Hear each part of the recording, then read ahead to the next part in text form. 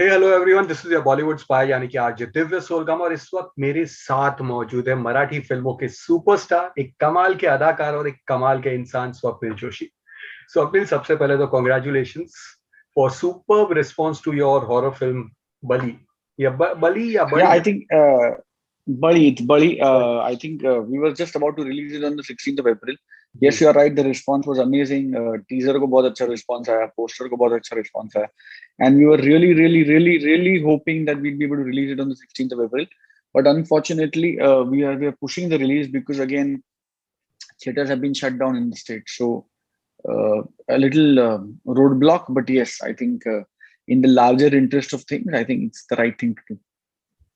तो आपने तरह तरह के जॉनरों में काम किया है, समांतर में एक सुपर नेचुरल एलिमेंट की झलक आई थी, but this one is out and out horror. तो ये कैसा एक्सपीरियंस था, प्लीज उसके बारे में बताइए। कमाल था यार, बहुत डरावना एक्सपीरियंस था। I have never worked in horror film before. Hmm. अपनी तो देखने में ही हालत खराब हो जाती है। तो to be working in one was amazing. Also I been very very blessed. I think I worked with some very good people in the film. हमारे जो निर्देशक हैं विशाल फोरिया, ही जी। Is one of the finest horror directors that I know in the country, if I may say. उन्होंने एक film बनाई थी लपा छपी नाम की, जो बहुत बहुत क्रिटिकली और कमर्शियली अक्लेम हुई थी मराठी में। And now it is getting remade in Hindi with Nusrat Bharucha, and Vishal is directing it. So he's directed Buddy, and it's a supernatural thriller. It's a complete horror, classic horror है। G-Scenes नाम की company है जिनके साथ मैंने सबसे ज्यादा काम किया as an actor, and they've been the production house. They're like brothers, Karthik and Arjun. So they are producing the film. So I think setup was very comfortable, very known. Also मुझे ऐसा लगता है कि generally horror films are set in aloof location, या किसी हम्म। खंडर में कुछ हो रहा है, या गांव के बाहर किसी हवेली में कुछ हो रहा है। So the very eerie location. But I think what I thought about बड़ी वाज स्कैरी वाज कि विशाल ने उसको बहुत रेगुलर शहर के सेटअप में उसको बेस किया।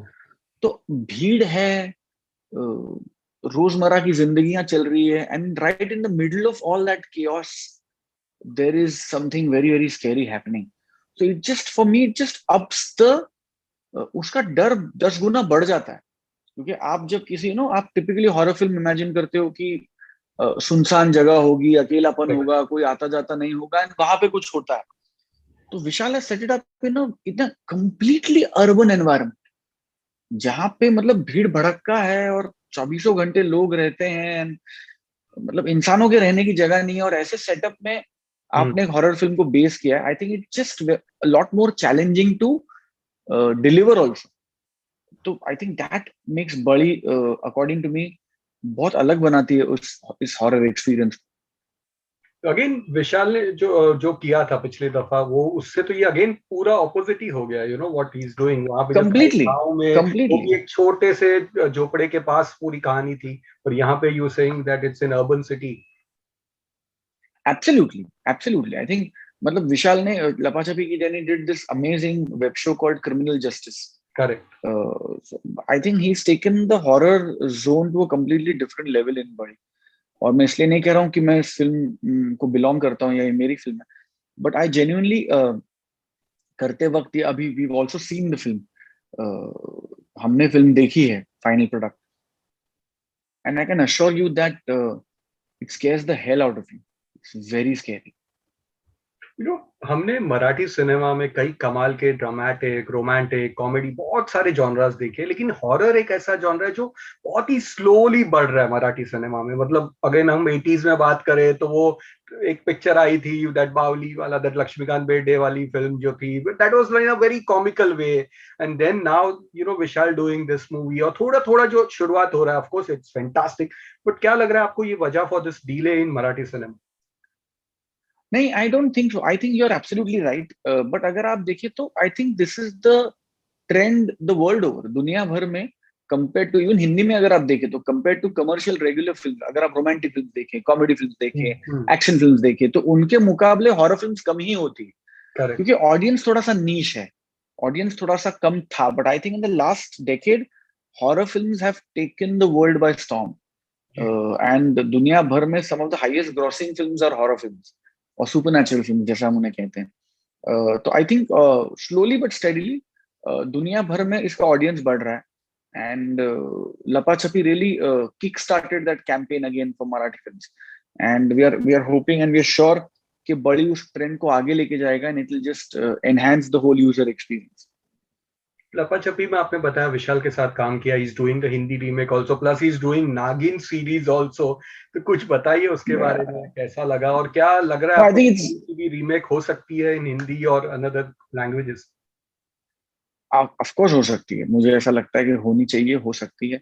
विशाल is I think is a fantastic maker, खुद एडिटर है, हालांकि not necessary edits his own film, but he knows, he is instinctively an editor.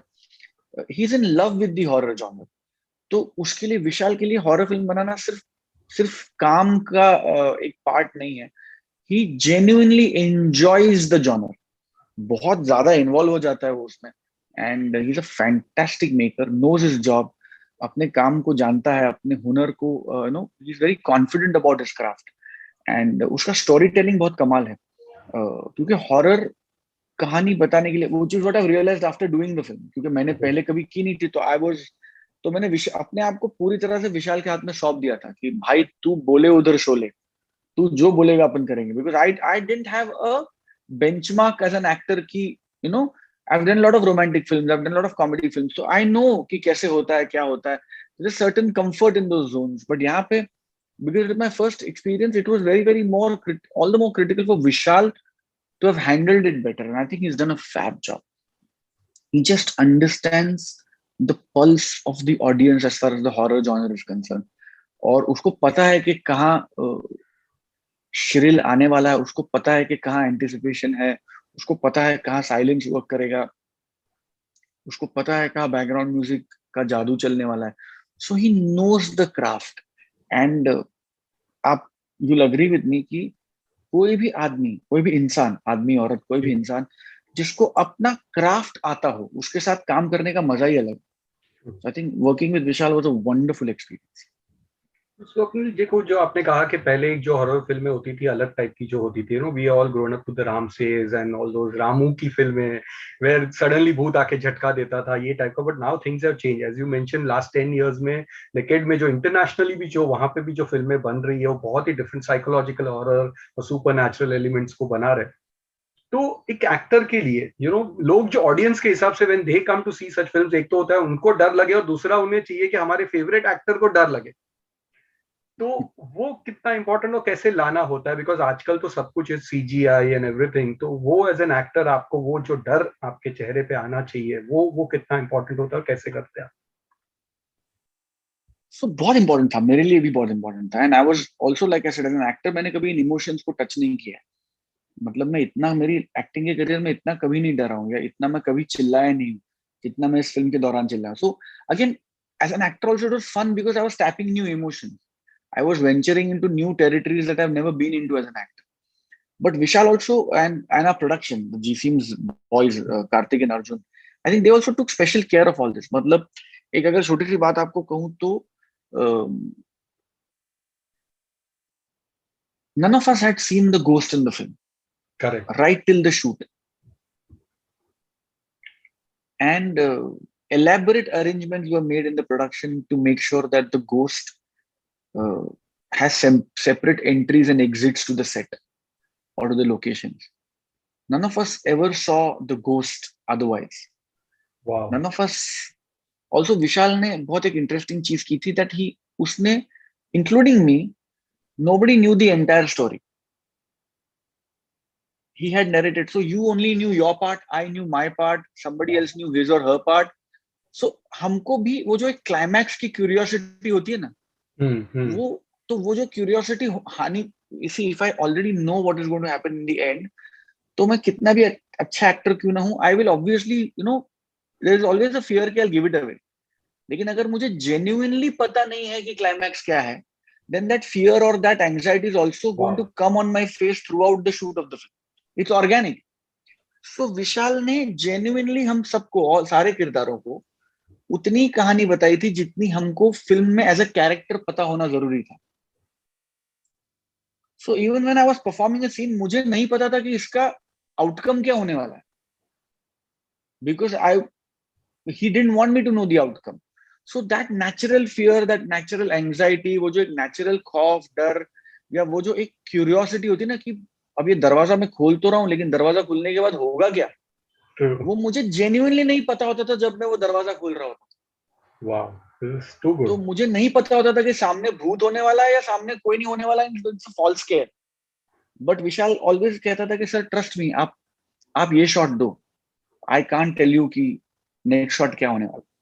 सो जब मैंने वो शॉट दिया तो मुझे जेन्युइनली नहीं पता था कि अंदर क्या है, तो वो इंस्टिंक्टिवली ही करेक्ट इमोशन आएगा, True. बिकॉज मुझे नहीं पता। And he did some tricks which obviously I can't tell you right now, Yeah. But there was a lot of surprises while shooting the film. तो देयर वर पॉइंट्स जहां मुझे actually पता नहीं था कि क्या होने वाला, और दरवाजा खुलने के बाद कुछ भलता ही हुआ। So that reaction was captured organically.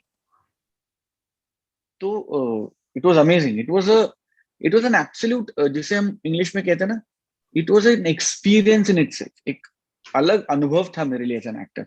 And it was a lot of fun, a lot of scare, but a lot of fun. तो अब क्या लग रहा है कि व्हाट आर यू प्लानिंग कि कब रिलीज हो सकता है, कैसा है, थिएट्रिकली होगा या ओटीटी पे होगा, क्या लग रहा है आपको? I think Divya, it's right now, I think मैं सबको वही कह रहा हूँ, telling the same thing to the entire press, या it's a I know. Catch 22 situation. Right. Nobody has any answers including me. Ideally हम एक साल रुके ही इसलिए because we wanted it to be a theatrical release, true. Because मैं, मेरी पूरी कास्ट, पूरी टीम, मेरे thankfully my even my producers, the director, we all believe that horror is a very very theatrical genre. Theatre में सब लोगों के साथ बैठ के डरने का और उसको एंजॉय करने का एक्सपीरियंस ही अलग है। True. So we wanted to be a theatrical experience. We were waiting all this time for it to be a theatrical experience. And हमने तो ये भी तैयारी कर ली थी कि with 50% occupancy and with all the safety protocols हम 16 तारीख को रिलीज कर देंगे। भले क्योंकि अभी टाइम ऐसा है कि भी हमें भी पता है कि कोई सुपर डुपर बम्पर हिट तो होने वाली है नहीं थिएटर जी। में, कितने लोग जाएंगे कितने नहीं। But apart from that we wanted it to be a user experience, a viewer experience. But obviously, again, the theaters getting shut down and locked down and everything. Again, it's very difficult for me to say कि अब आगे होने क्या वाला है. Right now, all we can say is we are going to wait and watch how the situation unfolds. And basis how the new guidelines come post 30th of April, a lot will depend on that for us to take a collective call कि हम कितना wait करेंगे theatres के खुलने के लिए, या हम डायरेक्टली ओटीटी पे जाएंगे. Right now, I think all our options are open. Deep along down with as makers, we want it to be a theatrical release. can But understand. like I said, nobody knows. Of course, Marathi Maharashtra के साथ साथ one more thing, Maharashtra में तो हालत बहुत खराब है, we all know that, but Marathi industry is also going through very rough times. COVID में bad times in Maharashtra, Marathi films not getting, big movies not getting released. OTT पे भी अगर आप देखोगे तो Tamil, Telugu, Malayalam flooded with those films, but अपनी फिल्में जो है वो नहीं आए. क्या लग रहा है आपको इसके पीछे क्या हो रहा है? Don't you feel this entire 2022-21 year has been very bad for Marathi industry? I think it has. I think it has been very, very challenging and tough, and some very tough times. And like you rightly said, कि कुछ industries में at least OTT release हो रहे हैं, but Marathi में OTT में बहुत सी फिल्में नहीं आ रही हैं, and for various reasons, like कुछ हमारे हमारे जैसे मेकर्स हैं जो ओटीटी के पास नहीं जा रहे हैं अब तक, कुछ मेकर्स हैं जिनकी ओटीटी पे रिलीज नहीं हो पा रही for some various other reason. So yes, the outcome is कि मराठी फिल्में उस फ्लो में ओटीटी पे नहीं आ रही जिस फ्लो में आना चाहिए. And yes, that is a reason to worry और to think or to introspect. But yes, tough times for Marathi industry. But I'm sure, like we are all going to sail over this. जी. Sooner or later, even the Marathi industry is going to sail over this. We have to be together. We have to be strong. We have to support each other in these trying times. The audiences will have to support us more than normal in these trying times. And I genuinely feel I'm a hopefully positive person. और मैं genuinely मानता हूँ that the only way is forward. The only way to think is positive. The only direction to think in is upward and onward. कब होगा, कैसे होगा is something that nobody has clarity on right now. But let us hope that things very, very rapidly move towards getting better, and Marathi industry also gets out of the rough situation that we are in. वक्त लगेगा, but मुझे विश्वास है कि होगा जरूर. Fingers crossed for that. इसके अलावा क्या हो रहा है, प्लीज बताइए तो अपने नेक्स्ट प्रोजेक्ट्स के बारे में. Samantar 2 is in post production, and we are hoping कि May, again depending on lockdown, like I was supposed to dub for Samantar, but again because of the entire lockdown thing, अब पता नहीं dubbing has been pushed, so that is why the delay. But we are hoping, fingers crossed, कि in May we'll be able to get Samantar to the viewers on MX. Let's hope for the best. Fingers crossed. So Samantar ho raha hai. Bali is waiting for release. There's one more film that I've done, which again I can't talk about right now because I'm in an NDA. But again, that's a very big Marathi film. That's a huge film. Wow. And let's hope that sooner than later, मैं उसके बारे में आपसे बात कर पाऊंगा. We're all waiting for the theaters to reopen. Yeah, really excited for that. We're all waiting for the theaters to reopen.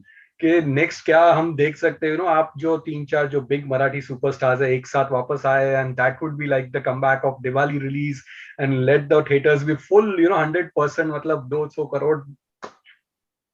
I fingers crossed. I think that the third film that I'm telling you has some big names in it, and has some very big people involved in it. So I think that again is a very big project. Unfortunately, मैं अभी कुछ इसके बारे में बता नहीं पाऊंगा, but I'm hoping that again, yes, that will be a big cheer for sure, big cheer.